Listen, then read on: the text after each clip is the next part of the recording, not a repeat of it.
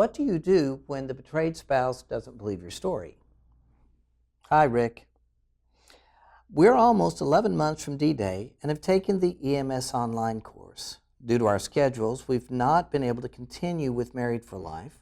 We've also seen 2 counselors, and my husband says he won't go back because his concerns have not been addressed. My husband knows what I've done, but the story doesn't make sense to him, and he believes there's more. He says he can't move forward until he knows the details. My story is not the norm, and I totally understand it doesn't make sense. However, he knows the worst of what I've done, and any additional information will not change the impact of the story. We are in gridlock and cannot find a way forward. He's starting to shut down, and I'm really concerned for our relationship. What is the next step from here? So I'm not sure exactly what you mean by any additional information. That kind of makes me think there may be some additional information, and I hate that he's stuck on this.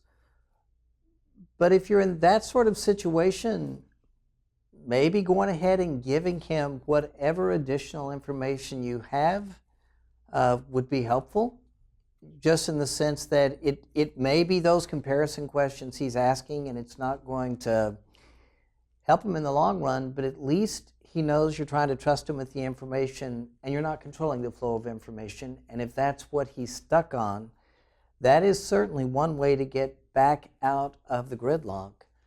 Other than that, you're continuing to do your own recovery work is the only other thing you can give him so that he sees you trying to understand the whys.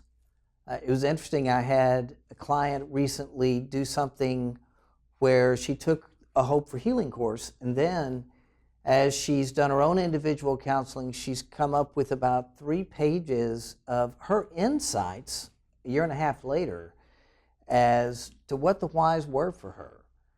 And so you might also find a letter like that to be something that might be helpful in a sense of letting him know what you've come up with as the whys. That might be something to help him get unstuck. But in the long run, you're not going to be able to totally fix him. I mean, you can't, all you can do is keep telling him what the reasons are. I would go ahead in this sort of case and answer his questions to see if he can at least see that you're being honest with him. And again, continue doing individual counseling or something like Hope for Healing so that he'll see that you're continuing in your own journey to be safe enough for him.